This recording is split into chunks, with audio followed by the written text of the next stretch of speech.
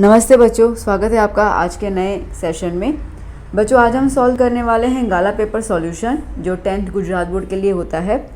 आज हम शुरू करेंगे मैथ का basic paper number 2। Paper number 1 is already solve in your gala book, तो इसके लिए उसको मैं नहीं करवा रही हूँ। पेपर नंबर 2 सॉल्व करेंगे, जिसमें आज हम कंप्लीट करेंगे सेक्शन ए, जो आपके पास आएगा 24 मार्क्स का। 24 मार्क्स का इसका मतलब कि ये ऑब्जेक्टिव टाइप रहता है, जिसके अंदर true false, match the following, fill in the blanks, okay, one word question, ऐसे कुछ रहते हैं, डिफरेंट टाइप्स का होता है। तो चलिए शुरू करते हैं हम लोग आज का सेशन। तो देखते हैं हम लोग फर्स्ट क्वेश्चन क्या है। ओके, आई होप ये आपके पास गाला बुक होगी। चलिए शुरू करते हैं फर्स्ट क्वेश्चन। क्या कह रहा है यहाँ पे first question? The decimal expansion of 49 upon 2⁵ 5⁵ contains 6 digit after the decimal point. ये कह रहा है कि अगर आप इसका डेसिमल एक्सपांशन निकालोगे 49 अपॉन 2³ 5³ का, तो जो आपको आंसर मिलेगा उसमें डेसिमल के बाद आपको 6 डिजिट्स मिलेंगे। आइए चेक करते हैं क्या लिखा हुआ है। 49 2⁵ इंटू 5⁵। ओके, चलिए अब देखिए, बेसिकली 49 दोनों का पावर सेम है, तो मैं 2 into 5 whole to the power 3 ले लेती हूँ। सो 49 क्या हो जाएगा 10 to the power 3। Okay, so 49 upon 10 का पावर 3, दैट मीन्स कि 1000 इसका मतलब कि पॉइंट के बाद 3 डेसिमल होने चाहिए देखा जाए तो ये 4 और 9 1 2 3.0, तो दैट मीन्स कि डेसिमल के बाद वी हैव 3 डिजिट्स। और इन्होंने हमें पूछा कि डेसिमल के बाद कितने होने चाहिए, 6 डिजिट्स होने चाहिए। इसका मतलब कि ये आंसर क्या है, फॉल्स। ठीक है, इसका आंसर क्या हो गया, फॉल्स। ओके, आइए क्वेश्चन नंबर 2 स्टार्ट करते हैं हम लोग। देखते हैं क्वेश्चन नंबर 2 क्या है। If 2 zeros of the cubic polynomial p of x ax³ + bx² + cx + d are 0, then c = d = 0। ये कह रहा है कि क्यूबिक पॉलिनोमियल में दो ज़ीरोस की वैल्यू जो है वो 0 है, तो हमें ये बताना है कि c और d जो है वो सेम वैल्यू होगी, मतलब कि 0। आइए देखते हैं हम लोग। ओके, नाउ आपके पास जो इक्वेशन दी हुई है वो क्यूबिक पॉलिनोमियल दी हुई है, ax³ + bx + cx + bx² + cx + d। Okay, अब अगर हम लोग इसको कंपेयर करें, जो इसका हम लोग इक्वेशन लेते हैं during the solution of getting relationship. Okay, relationship के लिए हम लोग जो नहीं इक्वेशंस लेते हैं, हम लोग उसमें कन्वर्ट कर लेंगे। तो आपको पता है x³ + alpha + beta + gamma x² + alpha into beta + beta into gamma + gamma into alpha x + alpha into beta into gamma. ठीक है, ये वाली इक्वेशन रहती है। सो नाउ ओके, यहाँ माइनस रहेगा, सॉरी, और यहाँ पर भी माइनस रहेगा। ओके, ठीक है, ये इक्वेशन रहती है हमारी। तो अब अगर हम लोग इसको कंपेयर करें बेटा, तो a की वैल्यू क्या है, यहाँ पे 1 होगी, क्योंकि x के आगे x³ का कोई नंबर नहीं है, तो a की वैल्यू 1। हम कंपैरिजन कर रहे हैं, ठीक है, हम कंपैरिजन कर रहे हैं। ओके, b क्या है, b है alpha into beta into gamma, मतलब अल्फ़ा + बीटा + गामा। ठीक है, अगर हम c को कंपेयर करते हैं तो ये वाली फॉर्मूला बन जाती है alpha beta + beta gamma + gamma alpha. ठीक है, और अगर हम d को कंपेयर करें तो alpha into beta into gamma. ठीक है, alpha into beta into gamma. अब बच्चों क्वेश्चन एक बार दोबारा देख लेते हैं हम लोग। क्वेश्चन क्या कह रहा है, if 2 zeros of the cubic polynomial the equation is given are 0। अब बेसिकली बेटा हमें पता है कि क्यूबिक पॉलिनोमियल में 3 ज़ीरोस होते हैं, है ना। तो अल्फ़ा, बीटा और गामा 3 ज़ीरोस होते हैं। इन्होंने कहा है कि 2 ज़ीरोस जो हैं वो उनकी वैल्यू 0 है, तो हम लोग सपोज़ कर लेते हैं कि अल्फ़ा की वैल्यू 0 है और बीटा की वैल्यू 0 है। गामा के बारे में कुछ बताया नहीं है, तो अभी हाल फिलहाल इसको अपन कंसिडर नहीं कर रहे हैं। ठीक है, तो इन्होंने कहा है आपसे, क्वेश्चन देखिए, इन्होंने कहा है आपसे कि अब बताइए कि c और d दोनों की वैल्यू क्या होगी, 0 होगी। ठीक है, अब हमारे पास c क्या है बेटा, c ये वाली इक्वेशन है, चलो तो हम लोग यहाँ पे लिख लेते हैं, ठीक है। C equals to alpha beta plus beta gamma plus gamma alpha. Okay, alpha beta 0 into 0, beta gamma, beta 0 है, गामा नहीं पता, ठीक है।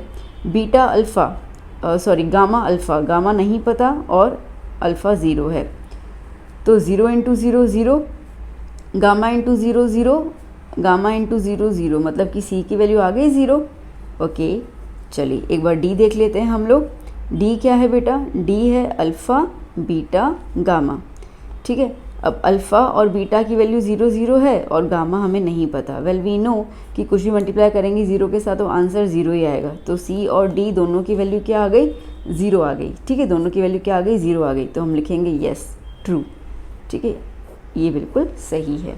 क्लियर हुआ बेटा? ठीक है, तो ये जो रिलेशनशिप वाली इक्वेशन थी ना, उसके साथ हम लोगों ने जो हमारे पास इक्वेशन दी हुई है उसको हमने कंपेयर किया, तो हमें A, B, C और D, मैंने डायरेक्टली C और D इसके लिए चूज़ किया क्योंकि मुझे क्वेश्चन में ही C और D का रिलेशन पूछा गया है। मुझे A और B के बारे में कुछ बताना ही नहीं है, तो इसके लिए मैंने वो लिया ही नहीं, तो डायरेक्टली मैंने C और D के हिसाब से उसको सॉल्व किया। आई होप कि आपको क्वेश्चन क्लियर हो गया।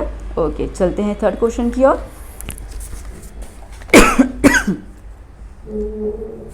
ओके, नाउ क्या कह रहा है third question? If k minus 2 comma 2k and 2k plus 7 are 3 consecutive terms of AP, तो हमें बताना है कि k की वैल्यू 5 है, ठीक है। तो आपके पास अब देखो AP है, मतलब कि आपके पास 3 टर्म्स दिए हुए हैं, ठीक है। आपके पास 3 टर्म दिए हुए हैं, k माइनस 2, 2k और 2k प्लस 7, कंजिक्यूटिव है, मतलब कि एक दूसरे के बाद दिया हुआ है। ओके, अब कहा गया है बेटा कि ये AP है। अब हमें पता है, ठीक है, हमें पता है कि AP के अंदर D जो होता है, कॉमन डिफरेंस जो होता है वो सेम होता है, ठीक है। अब D का फॉर्मूला क्या होता है?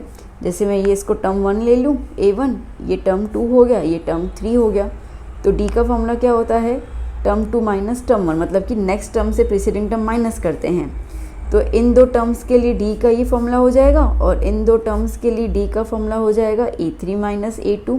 वेल, दे हैव सेड कि AP है, AP है मतलब कि ये D सेम है, D सेम है, तो A2 minus A1 is equals to A3 minus A2, ठीक है। चलिए, तो A2 क्या है? 2k माइनस A1 क्या है? k minus 2 is equals to A3 क्या है? 2k प्लस 7 माइनस A2 क्या है? 2k। ओके, चलिए, सो 2k minus k minus minus plus 2, यहाँ पे 2k कैंसिल हो गया, क्या बच गया? 7। 2k माइनस k क्या होगा? k होगा, ठीक है ना बेटा। 2 है, यहाँ पे कुछ भी नहीं तो 1, तो 2 माइनस 1 इज़ 1, तो 1 मतलब कि k लिख दिया हमने, तो k प्लस 2 इक्वल्स टू 7, तो k is equals to 7 minus 2, तो k की वैल्यू क्या आ गई? 5। तो इन्होंने भी तो वही कहा ना, है ना। देखो इन्होंने भी क्या कहा?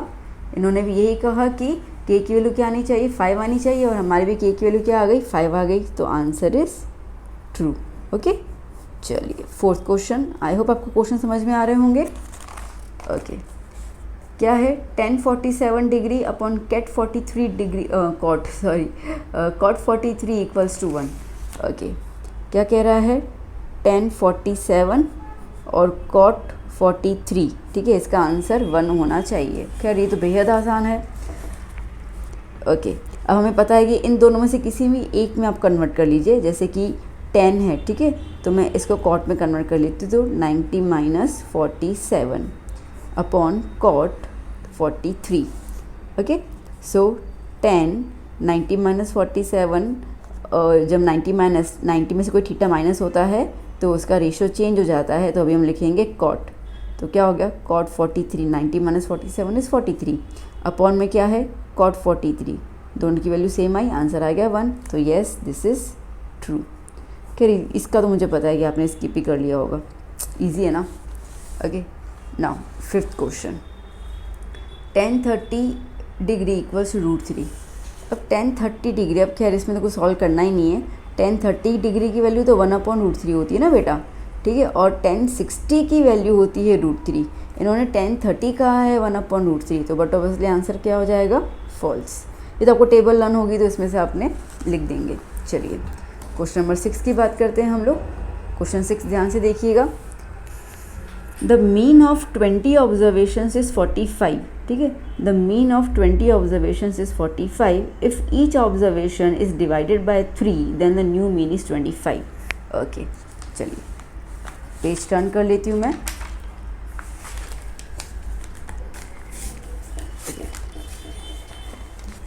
नाउ क्वेश्चन नंबर 6, ठीक है। चलिए क्या कह रहा है ये, the mean of 20 observations is 45। देखो द मीन ऑफ 20 ऑब्जर्वेशंस, तो n कितना दिया हुआ है, 20 ऑब्जर्वेशंस दिया हुआ है। The mean of 20 observations is 45, ठीक है। तो आपको मीन दिया हुआ है 45। क्या कह रहा है, अगर हम हर एक ऑब्जर्वेशन को 3 से डिवाइड करते हैं तो जो नया मीन आएगा वो 25 आएगा। बताओ सही है कि नहीं है, ठीक है। देखो बेटा, अब आपको कभी भी डिवाइड, प्लस, मल्टीप्लाई, है ना, माइनस, ऐसा कुछ भी आ जाए ना, तो पहले तो आप मीन का सिंपल फॉर्मूला लगा दो। Mean is equals to sigma x i upon n. Sigma x i पता है ना, 9th में किया था अपन ने, ठीक है। That is the sum of observations. तो आपको मीन दिया हुआ है 45, सिग्मा एक्स आई, और टोटल ऑब्जर्वेशन दिए हुए हैं 20। यहाँ पे लेके जाओ, तो 45 इंटू 20 इज इक्वल्स टू क्या हो गया, टोटल ऑब्जर्वेशंस आ जाएंगे हमारे पास, सम ऑफ द टोटल ऑब्जर्वेशंस। तो सिग्मा एक्स आई कितना आया बेटा, सिग्मा एक्स आई आया हमारे पास 900। इतना क्लियर। अब इन्होंने क्या कहा, इन्होंने कहा कि आपको हर एक ऑब्जर्वेशन को 3 से डिवाइड करना है। अभी देखो बेटा, आप सारे टोटल को 3 से डिवाइड करो या हर एक को 3 से डिवाइड करो, एक ही बात है, ठीक है ना। तो यहाँ पे मैं टोटल दिया हुआ है, तो मैं इस पूरे टोटल को 3 से डिवाइड कर लेती हूँ।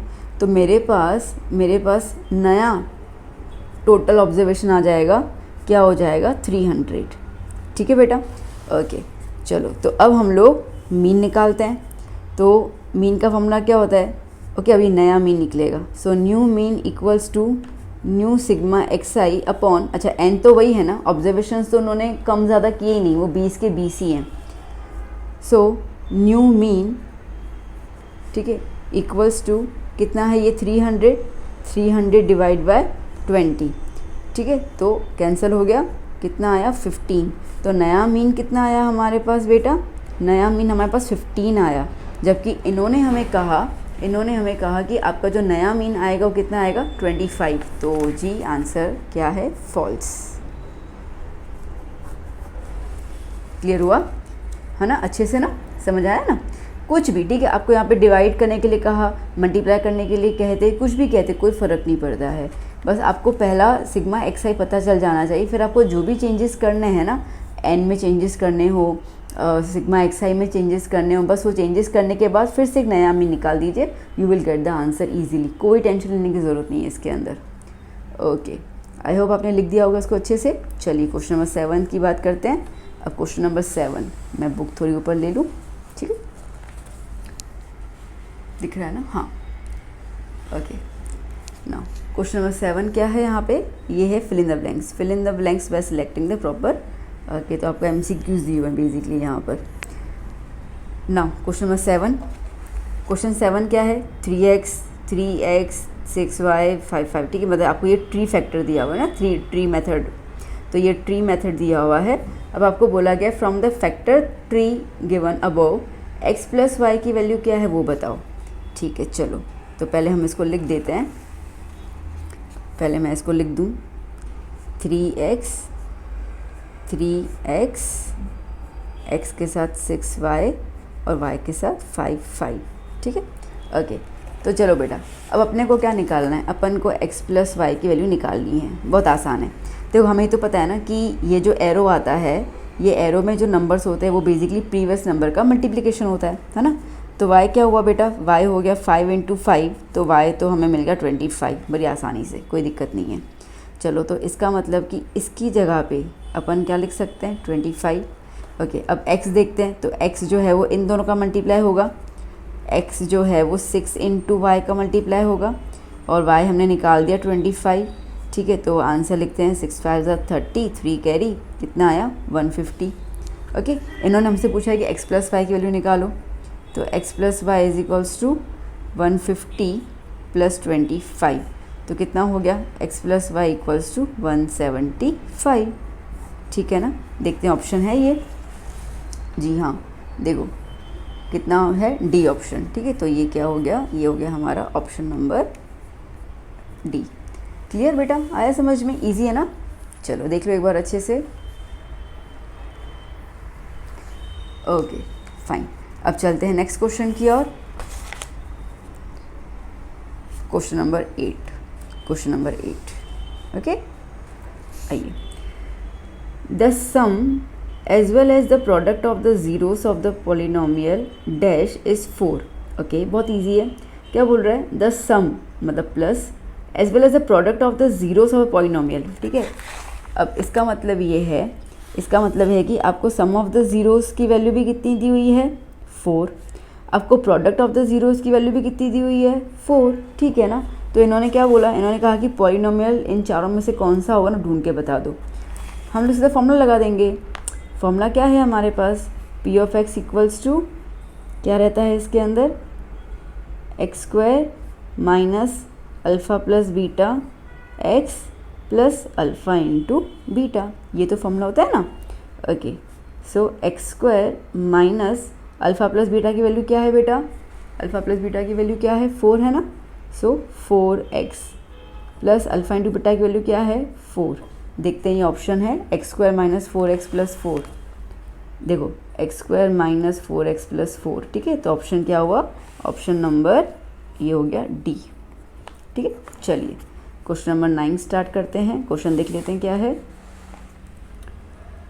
For a given pair of linear equations a minus b equals to 2 and a plus b equals to 4, if a equals to x and b equals to y, तो हमें वैल्यू निकालनी है x और y की। ठीक है, तो हमें क्या इक्वेशंस दिए हुए हैं, a minus b equals to 2, a minus b equals to 2, और दूसरा क्या दिया हुआ है, a plus b equals to 4, a plus b equals to 4।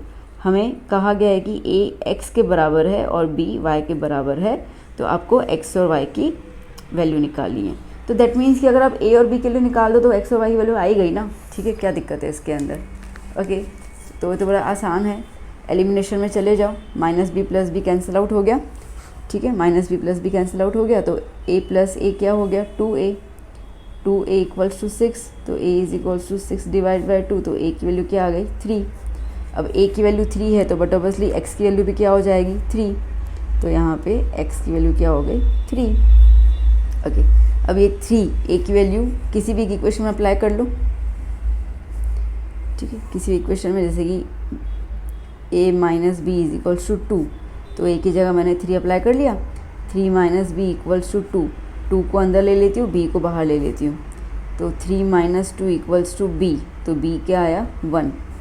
b 1 आया, तो b एक्चुअली किसके बराबर है, y के, तो y की वैल्यू भी क्या आ गई, 1। x 3 और y 1, चेक करते हैं ऑप्शन है ये, इसके ऑप्शंस यहाँ हैं, x 3 और y 1, x 3 और y 1। ठीक है, तो आपके पास a, कौन सा ऑप्शन आ गया आपके पास, ये a ऑप्शन। ठीक है, ओके, चलिए नाउ 10th क्वेश्चन। ठीक है, 10th क्वेश्चन दिख रहा है ना, ओके।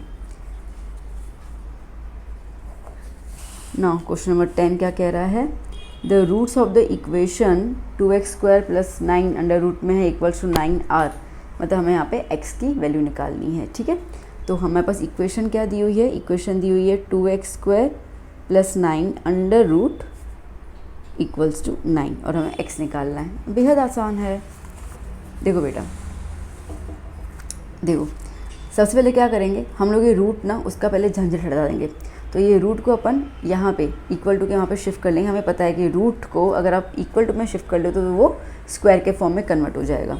तो क्या हो जाएगा, 2x square plus 9 is equals to 9 square. ठीक है ना, तो यहाँ से रूट हट गया, यहाँ पे रूट लग गया, आई मीन कि स्क्वायर लग गया। Okay, so therefore 2x square plus 9 equals to 81। So 2x square is equals to 81 minus 9.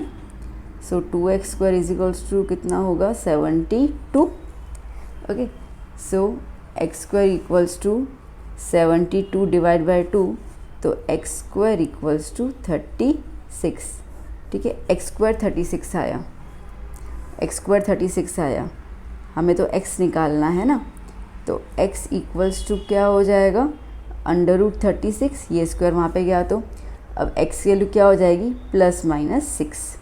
कभी भी अकेला 6 मत लिख के आना बेटा, ठीक है, अकेला 6 नहीं लिख के आओगे तो आपको रूट क्या मिल गया, +-6। क्यों, आपकी रीज़न बताऊँ। देखो बेटा, +6 का स्क्वायर भी क्या होगा, 36, और -6 का स्क्वायर भी क्या होगा, 36। तो जो 36 अपने को मिला रूट में, हमें तो नहीं पता ना कि वो +6 से आया था कि -6 से आया, तो इसके लिए इसके पास दोनों ऑप्शन हो सकते हैं। तो जो रूट निकला वो +6 भी हो सकता है और -6 भी हो सकता है। तो आइए देखते हैं ऑप्शन है ये क्वेश्चन नंबर 10 के, क्वेश्चन नंबर 10 का, yes, b is the option, +-6, ठीक है। तो क्या हो गया, बी। ओके, देख लीजिए एक बार अच्छे से, देख लीजिए।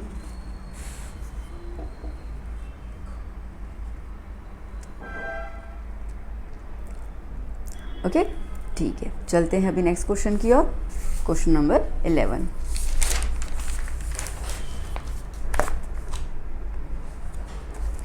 क्वेश्चन नंबर 11 की ओर चलते हैं। नाउ क्या कह रहा है, the 11th term of the AP is dash, ठीक है, हमें AP का 11 टर्म निकालना है। तो पहले AP लिख देते हैं हम लोग। क्या है AP, -5/2, 0 और 5/2, ठीक है। इसका हमें 11 टर्म निकालना है, मतलब कि मुझे A11 निकालना है। ओके, A11 निकालना है। चलिए सॉल्व करते हैं। अब सबसे पहले सारे टर्म्स देख लेते हैं। A की वैल्यू -5, D क्या होता है, A2 - A1, A2 क्या है, -5/2, माइनस A क्या है, -5, ठीक है। तो -5/2 +5 मल्टीप्लाई कर लेते हैं, आई मीन एलसीएम ले लेते हैं। तो -5 + 10/2, तो क्या हो गया, ठीक है, क्या हो गया, -5 + 10 मतलब कि 5/2, ठीक है। D आ गया हमारे पास 5/2। दैट्स इट, फॉर्मूला लगा दो। AN = A + n-1 D। AN मतलब कि A11 टर्म, ठीक है। A11 = A की वैल्यू क्या है, -5 प्लस n11 है तो 11 - 1 10, ठीक है, 10। D क्या है, 5/2, 2 1 ज़ा 2 5 ज़ा, -5, 5 × 5 25। तो ओके, A11 कितना आ गया, +20, ठीक है। क्लियर हुआ, ओके। तो एक बार चेक कर लेते हैं, ऑप्शन है ये, जी हाँ, देख सकते हैं आप यहाँ पर 11th क्वेश्चन, ठीक है। ऑप्शन क्या है, बी। तो क्या ऑप्शन आ गया इसका, बी। आइए बच्चों, अभी स्टार्ट करते हैं 12th क्वेश्चन, ठीक है। 12th क्वेश्चन शुरू करते हैं। क्या है question, the coordinates of the point P dividing the join of the points A 1,3 and B 4,6 in the ratio 2:1 are. आपको पूछा गया है the coordinates of the point P, मतलब पॉइंट P के आपको कोऑर्डिनेट्स निकालने हैं। वो पॉइंट P डिवाइड कर रहा है लाइन सेगमेंट A और B को इन द रेशियो 2:1 पे, ठीक है। चलिए आइए देख लेते हैं हम लोग क्वेश्चन किस तरीके से है। ओके, सो 12th क्वेश्चन क्या बोल रहा है, पॉइंट A है आपके पास 1,3 और पॉइंट B है आपके पास, पॉइंट B क्या था, पॉइंट B है 4,6, ठीक है, 4,6। और यहाँ पे पॉइंट P जो है उसको लाइन सेगमेंट को काट रहा है इन द रेशियो 2:1, ठीक है। ओके, तो अब बेसिकली ये देखा जाए तो हमें कोऑर्डिनेट्स निकालने हैं P के। ओके, कोऑर्डिनेट्स निकालने हैं, इसका मतलब कि यहाँ पे हमें क्या यूज़ करना पड़ेगा, सेक्शन फॉर्मूला, क्योंकि आपको पता है ना, ठीक है, कि जब भी कोऑर्डिनेट्स निकालने होंगे ना बेटा, सेक्शन फॉर्मूला यूज़ करना। बच्चे पता नहीं क्यों कंफ्यूज हो जाते हैं डिस्टेंस फार्मूला के अंदर, सेक्शन फार्मूला के अंदर। मैं हर बार ये कहती हूँ अपने बच्चों को कि जब भी कोऑर्डिनेट्स निकालने हैं तो always go for the section formula. 99.9% section formula he use होता है। अच्छा, उसके अलावा रेशियो दिया हुआ है तो यहाँ से भी आपने अंदाज़ा लगा ही दिया कि सेक्शन फार्मूला है, ठीक है। तो सेक्शन फार्मूला में जो चीज़ें चाहिए पहले हम यहाँ पे उसकी पूरी लिस्ट बना लेते हैं तो थोड़ा आसान हो जाए। तो हमें पता है इसको हम क्या बोलेंगे, m, और ये क्या हो गया n, ठीक है। तो m आ गया 2, n आ गया 1। ओके, a के जो कोऑर्डिनेट्स है 1,3 उसको हम लोग x1 और y1 से डिनोट कर लेते हैं, और b के जो कोऑर्डिनेट्स है 4,6 उसको x2 और y2 से डिनोट कर लेते हैं, ठीक है। आसान हो जाएगा ना वैल्यूज अप्लाई करना। देखो बच्चों, मैं आपको सिखा रही हूँ, इसके लिए मैं हर एक चीज़ बहुत डिटेल में लिख रही हूँ। सीधी सी बात है, ये 1 मार्क का क्वेश्चन है जिसमें आपको मेथड शो नहीं करना होता है, तो आप रफ में इसको फटाफट से कर सकते हैं, कोई दिक्कत वाली बात नहीं है, ठीक है। बट ये मेरा ड्यूटी बनता है कि हर एक बच्चे को मैं पूरा का पूरा नॉलेज दूँ, तो इसके लिए मैं अच्छे से स्पेसिफिकली हर एक चीज़ लिखती जा रही हूँ। चलिए तो सेक्शन फॉर्मूला लगा दें हम लोग। P x comma y equals to m x two plus n x one upon m plus n, m y two plus n y one upon m plus n, ठीक है। अच्छा बच्चों, अब ये वाली फॉर्मूला लर्न हो ही जानी चाहिए। अगर आपको अभी भी फार्मूलाज लर्न नहीं है तो मैं रिक्वेस्ट करूँगी कि पूरी पहले लिस्ट बना दो फार्मूलाज की। लिस्ट बनाने के बाद वो फार्मूलाज को अच्छे से 5 बार 10 बार, जब तक आपको लर्न नहीं हो तब तक आप फार्मूलाज को लिखो, क्योंकि आप देखना गाला पेपर्स के अंदर कि मैक्सिमम क्वेश्चन जो है फार्मूलाज के बेसिस पे आते हैं। अरे आप ये छोड़ दीजिए, लास्ट के पेपर में तो सिर्फ लिटरली 3-4 MCQs ऐसे जहाँ पे सिर्फ फार्मूला, मतलब find the like volume of cone क्या होता है, तो नीचे 4 ऑप्शन दिए हुए थे, ठीक है। तो फार्मूला में 4 से 5 मार्क तो बच्चों ने ऐसे ही स्कोर कर लिए। तो फार्मूला लर्न करना बहुत ज़रूरी है, बेहद ज़रूरी है ना, गलती मत करना। चलिए, तो m की वैल्यू क्या है 2 इंटू x2 क्या है 4 प्लस n2 क्या है 1 और x1 क्या है 1, ठीक है, अपॉन m प्लस n मतलब कि 2 प्लस 1, कॉमा m2 2, y2 क्या है बेटा 6 है ना, कॉमा के बाद y2 है, यहाँ पे कॉमा के बाद क्या है 6, n क्या है, n तो 1 ही है, और y1 क्या है, कॉमा के बाद यहाँ पे y1 तो यहाँ पे कॉमा के बाद 3 अपॉन 2 प्लस 1। ओके, सो 2 4 ज़ा 8 प्लस 1 अपॉन 3, और ये क्या हो गया 2 6 ज़ा 12 प्लस 3 अपॉन 3, ठीक है। तो 8 प्लस 1 क्या हो गया 9 अपॉन 3, और 12 प्लस 3 कितना हो गया 15 अपॉन 3। तो क्या हो जाएगा answer, okay, p x comma y answer क्या हो जाएगा 3,5। चेक कर लें ये ऑप्शन, देखिए 3,5 ऑप्शन नंबर बी, ठीक है। ऑप्शन ये क्या हो गया बी। देखना है बेटा, अच्छे से देख लो।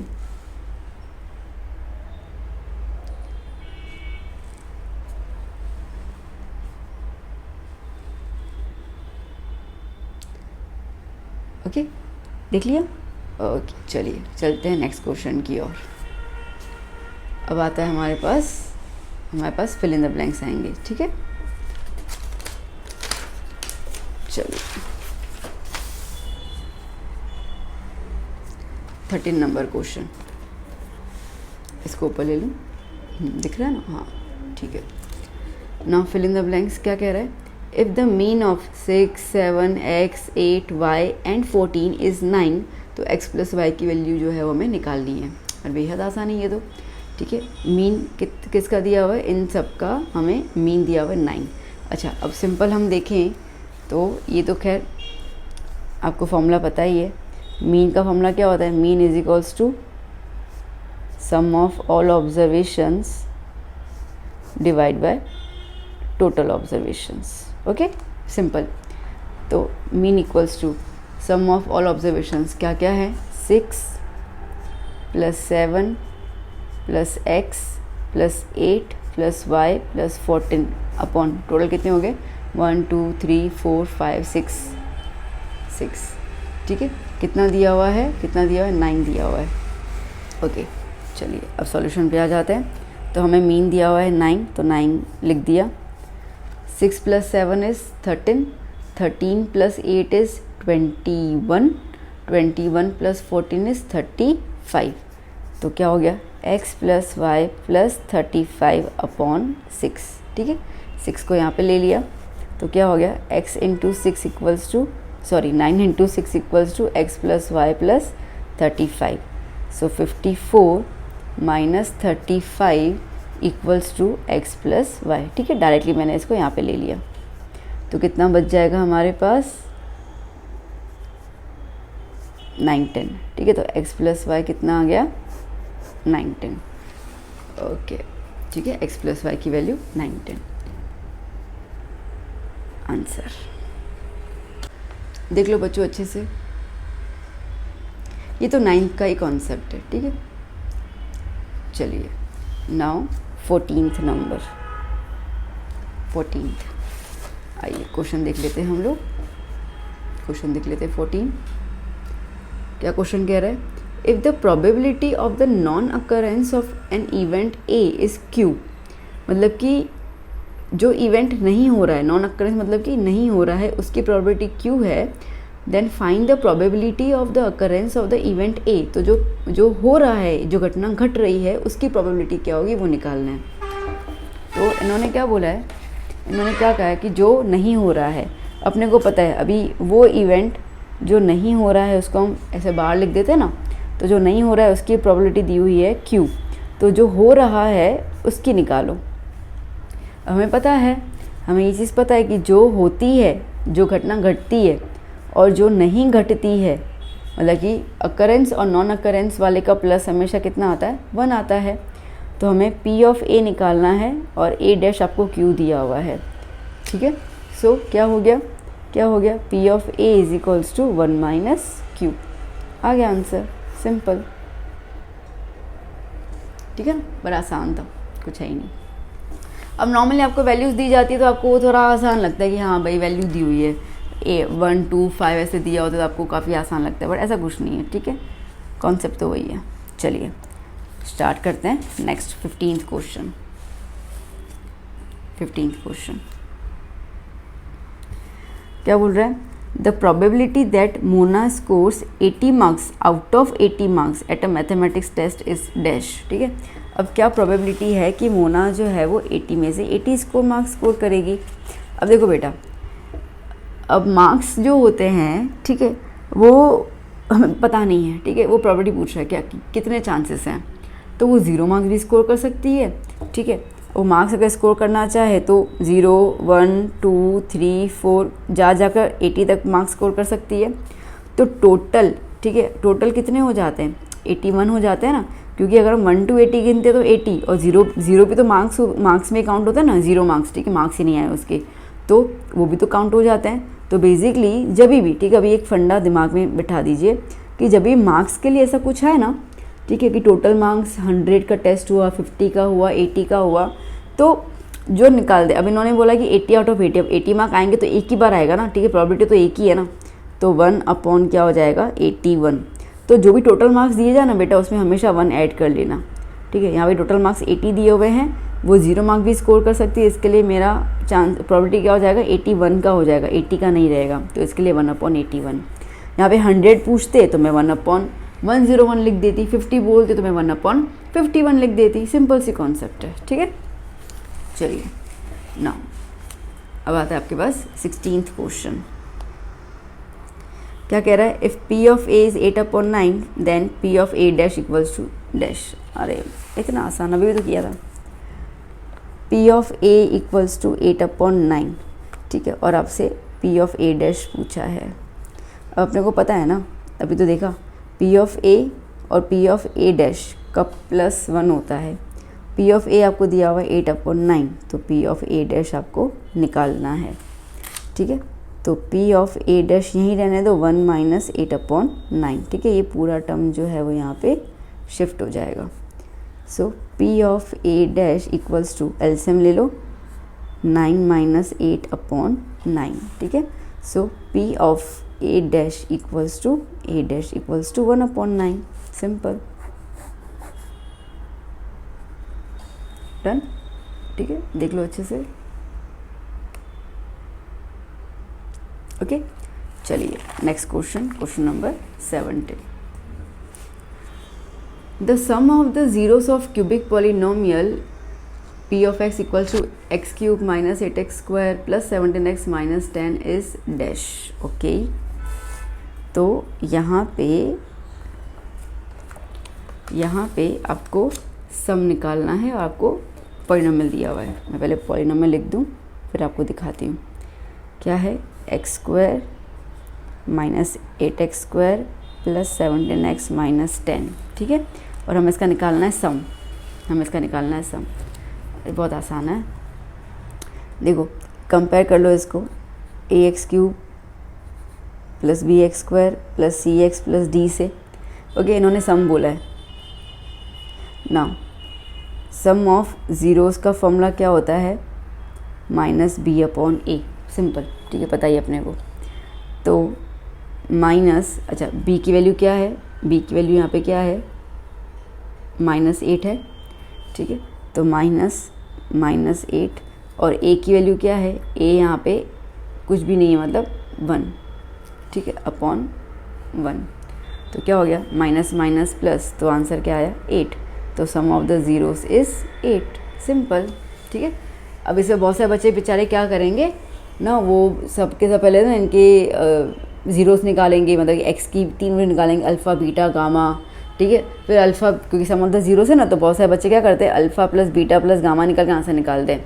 अरे बच्चों, alpha plus beta plus gamma होता तो -b/a ही है ना, तो इसके लिए डायरेक्टली यूज़ कर सकते हैं। ओके, 1 मार्क क्वेश्चन है, तो इतना लंबे में मज़ा ना कभी भी। ये क्यूबिक पूछा है, क्वाड्रेटिक भी पूछ सकते हैं, आपको फॉर्मूला लर्न होनी चाहिए। मैं दोबारा कह रही हूँ, फॉर्मूला लर्न करना बहुत ज़रूरी है। Okay, now 18th question. For any AP Sn-2 Sn-1 plus Sn-2 equals to, अब देखो ये एक फॉर्मूला है, ठीक है, तो ज़्यादा दिमाग मत लगाना। Sn-2 Sn-1 प्लस Sn-2, इसका आंसर क्या आएगा, D, कॉमन डिफरेंस। अच्छा, आपको दिमाग लगाना भी है तो लगा दो। क्या लगा दोगे आप ना, एक काम कर लो, तो उसके बाद ना ये फॉर्मूला लगाना पड़ेगा Sn वाला, बहुत लंबा हो जाएगा, ठीक है। ये डेरिवेशन है, पॉसिबल है डेरिवेशन, हम कर सकते हैं, बट ज़रूरी नहीं ना, आप सीधा फॉर्मूला देख लो ना, ठीक है। तो जब भी आपको sum of the n terms minus sum of the n-1 terms n plus n-2 terms, ऐसा कुछ आता है, तो उसका आंसर हमेशा कॉमन डिफरेंस ही आएगा, D आएगा। तो इसको आप लर्न कर लीजिए, ठीक है, इसको आप लर्न कर लीजिए। ये डेरिवेशन करवाने बैठूँगी तो भी 15 मिनट चले जाएंगे, डेरिवेशन के अंदर लंबा है, रहने दीजिए उसको। ओके, चलिए ना, क्वेश्चन नंबर 19 और 20 क्या है, answer the following in 1 sentence, 1 word या 1 नंबर, ठीक है ना।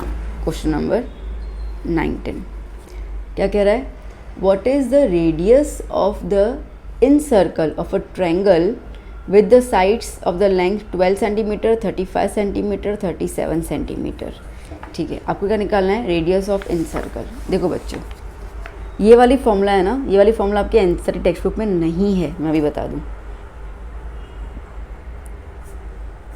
रेडियस ऑफ इन सर्कल, तो इसके लिए आप इसको लिख देना, ठीक है, वो हमें निकालना है।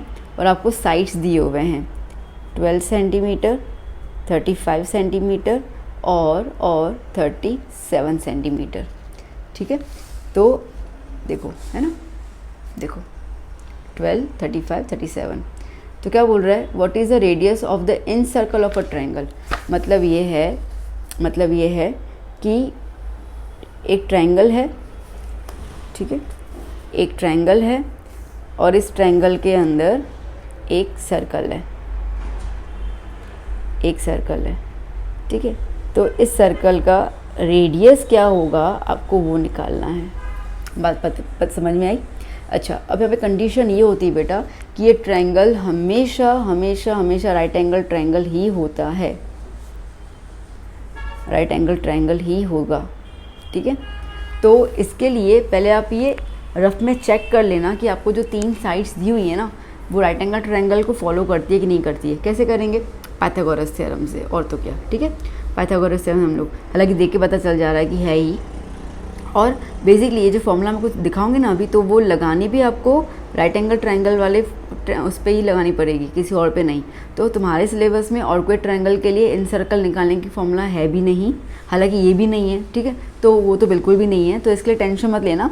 आप ये समझना कि ये जो है वो वैल्यूज़ आपको दी हुई है, किसकी दी हुई है, राइट एंगल ट्रायंगल की। अब हमें पता है राइट एंगल ट्रायंगल में इसको हम कहते हैं hypotenuse, which is the longest side. तो जो 3 साइड्स है उसमें जो लंबी वाली है वो क्या हो जाएगी, हाइपोटेनियस हो जाएगी। अगर मैं इसको नाम दे दूँ ABC, ठीक है, तो मैं कह सकती हूँ कि AB is 12 centimetre, BC is 35 centimetre और AC जो है वो 37 सेंटीमीटर, ठीक है। तो अब इसका फॉर्मूला क्या है, R मतलब कि radius of in circle equals to AB plus BC minus AC upon 2, मतलब कि sum of 2 sides minus hypotenuse. Okay, ये तो क्या मैंने AB वाला ले लिया, PQR लोगे तो उससे फॉर्मूला बनेगा। तो 2 साइड्स का प्लस माइनस हाइपोटेन्यूस लिखना हो तो लिख सकते हो, बेस, ठीक है, plus perpendicular minus hypotenuse divide by 2। Okay, चलिए, तो AB कितना है 12 plus 35 minus 37 whole divide by 2। So R equals to कितना हो जाएगा 47 माइनस 37 डिवाइड बाय 2, तो R कितना हो गया 10 डिवाइड बाय 2, ठीक है। तो that means R is 5 centimetre. Radius कितना आ गया बच्चों 5 सेंटीमीटर, ठीक है ना, हो गया ना, बस यही करना है, ठीक है। फॉर्मूला याद कर लेना है इसको, इन सर्कल के लिए यही आएगा, इन सर्कल के लिए यही आएगा, ठीक है।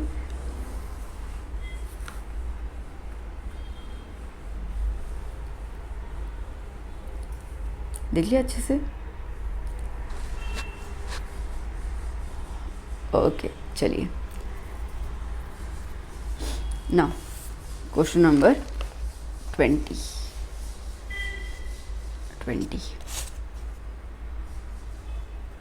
ये आपको शो करने पड़ेंगे, ठीक है। 19 से लेकर जो क्वेश्चन आंसर्स हैं वो आपको शो करने पड़ेंगे, आप इस पर डायरेक्टली आंसर नहीं लिख सकते हैं, तो इसके लिए मेथड पे ध्यान देना।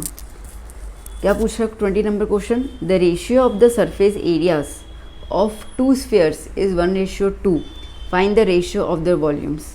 The ratios of the surface areas of 2 spheres, ठीक है। आपको क्या दिया हुआ है, आपको दिया हुआ है स्फीयर,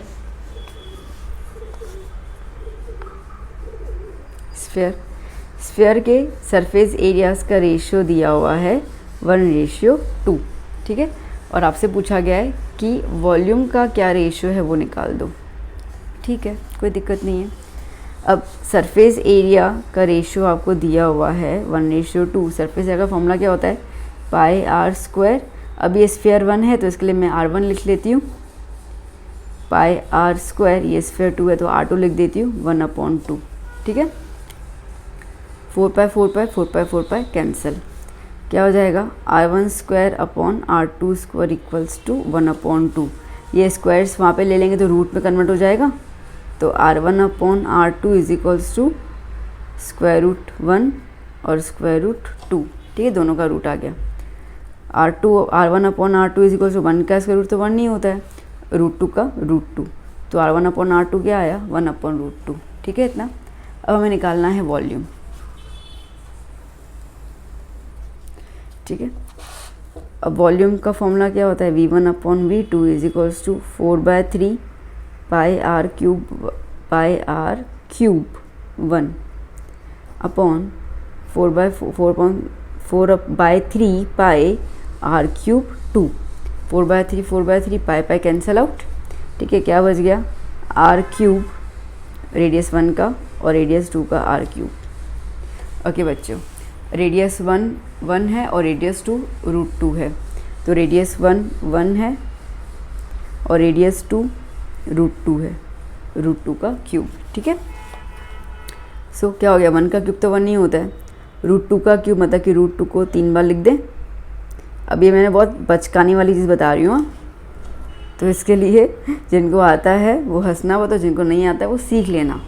√2 इंटू √2 क्या होगा बेटा 2, √2 इंटू √2 इज़ 2, तो आंसर क्या आया 2√2। तो V1/V2 क्या हो गया 1/2√2 आंसर, ठीक है ना। ओके, चलिए देख लीजिए अच्छे से।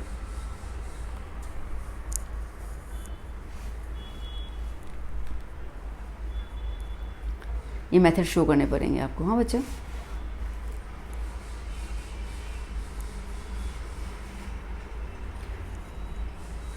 ओके चलिए,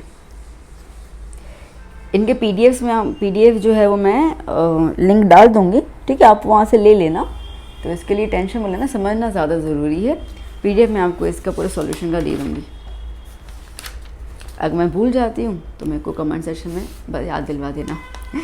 ओके चलिए, सो 20th क्वेश्चन यहाँ पे क्लियर हो गया। चलिए अब चलते हैं नेक्स्ट 21st क्वेश्चन के अंदर।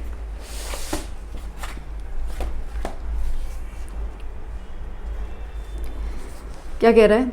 If the area of a circle with radius r is same as the sum of the areas of two circles with the radii r1 and r2, तो find the relation between r1 and r2। ठीक है, क्या बोल रहा है? If the area of a circle, चलो एक circle है, ओके, एक सर्कल है A, इसका एरिया जो है इस सेम, किसके सेम है? The sum of the areas of two circles, मतलब कि A1 और A2 के दो सर्कल से सेम है। ठीक है, तो आपको यहाँ पे रिलेशन बताना है। ओके, अब सर्कल का एरिया का फॉर्मूला क्या होता है बेटा? पाई आर स्क्वायर। ठीक है, तो यहाँ पे जो पहला वाला सर्कल है उसका आर स्मॉल में दिया हुआ है, तो पाई आर स्क्वायर, और इसका क्या दिया हुआ है? पाई आर 1 स्क्वायर। ठीक है, और पाई आर 2 स्क्वायर। ठीक है, तो 2 स्क्वायर सेकंड एरिया के लिए। सो पाई आर स्क्वायर इक्वल्स टू, ये पाई पाई सेम है, कॉमन निकाल दूँ मैं, तो r1 square plus r2 square, pi pi cancel हो गया। ठीक है, रिलेशन पूछा है ना, बन गया रिलेशन।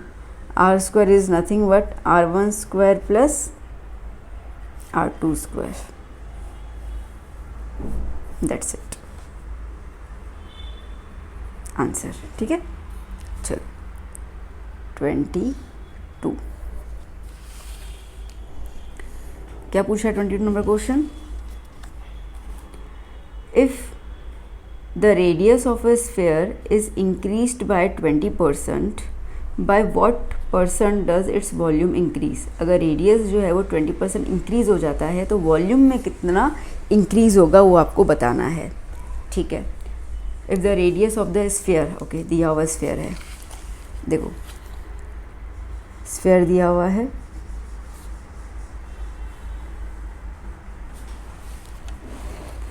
अब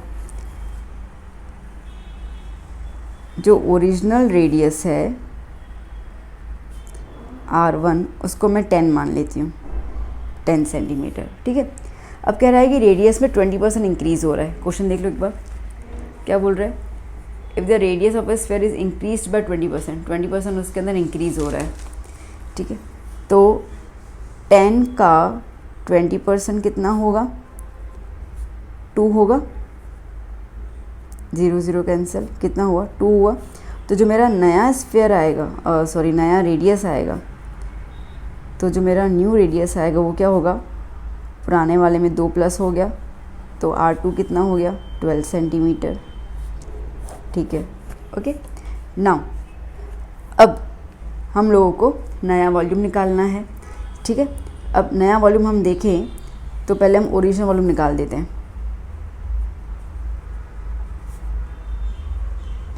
ओरिजिनल वॉल्यूम का फॉर्मूला क्या है? 4/3 पाई आर क्यूब r1 के लिए। v इज इक्वल टू, मैं 4/3 पाई ऐसे लिखती हूँ बेटा, अभी कुछ चेंज नहीं कर रही हूँ मैं इसके अंदर। तो क्या हो गया? 10 क्यूब। ओके, ये मेरा v1 आ गया, और v2 क्या हो जाएगा? 4/3 पाई r1 की जगह r2 लिखूँगी, r2 कितना है? 12 क्यूब। ठीक है बेटा, इतना क्लियर हो गया। ओके, चलो रेशो ले लेते हैं। v2/v1 is equals to 4/3 pi 12 cube upon 4/3 pi 10 cube. कटने वाले थे, इसके लिए मैंने इनकी वैल्यूज़ को नहीं किया। क्या मतलब है? इतना मल्टीप्लाई करो। 12 का क्यूब होता है 1728 और 10 का क्यूब होता है 1000। ठीक है, ओके। अब कितना % इंक्रीज़ हुआ? इसका मतलब हमको इसको मल्टीप्लाई करना पड़ेगा 100 से, है ना? तो मैं यहीं पर ही 100 से मल्टीप्लाई कर लेती हूँ, कैंसल आउट। ठीक है, तो कितना हो गया 172.8। ठीक है, इसका मतलब कितना हो जाएगा, अगर हम इसको माइनस का लाइक परसेंटेज निकालना है ना अपने को, ठीक है, तो क्या होगा, लाइक 100% के हिसाब से माइनस करेंगे, 100 माइनस करेंगे फॉर द परसेंटेज, तो कितना हो जाएगा 72.8% जो है वो इंक्रीज़ हुआ वॉल्यूम।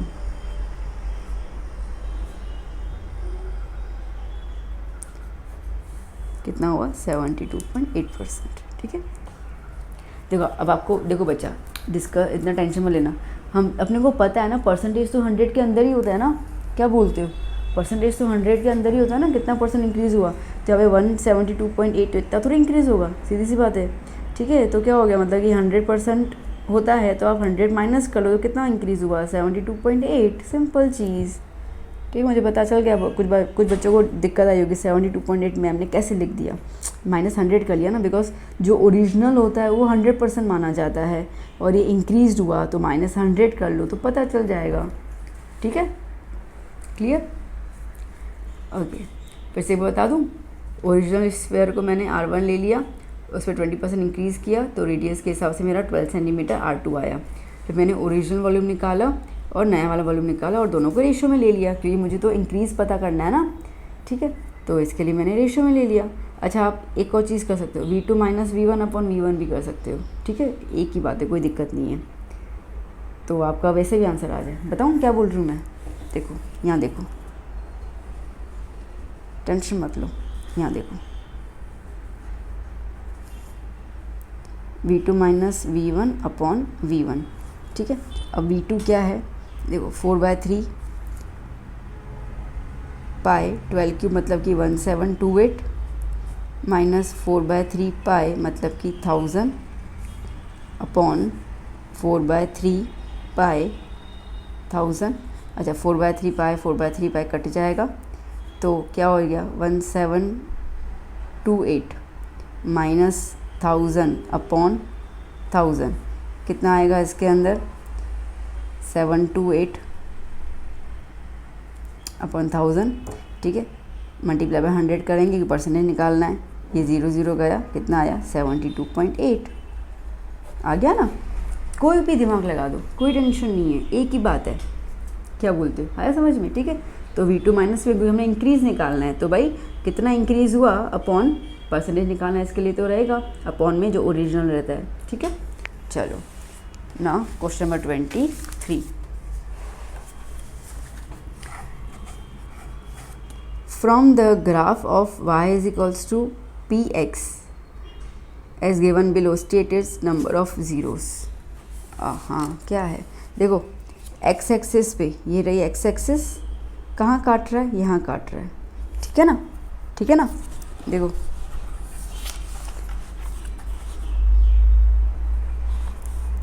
ये आपका यूँ ऐसे ग्राफ है,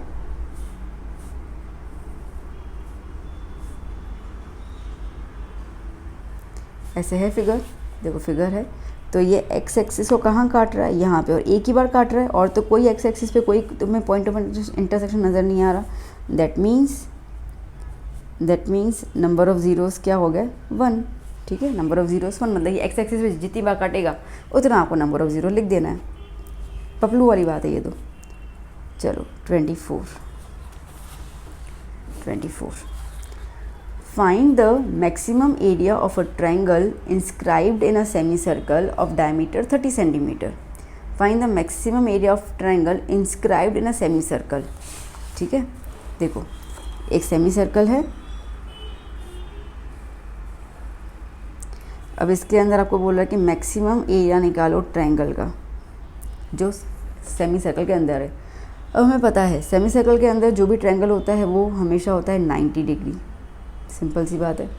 ठीक है ना, अब ये जो सेमी सर्कल का डायमीटर आपको दिया हुआ है वो दिया हुआ है 30 सेंटीमीटर। राइट एंगल ट्रायंगल के एरिया का फॉर्मूला क्या होता है, half into base into height, simple.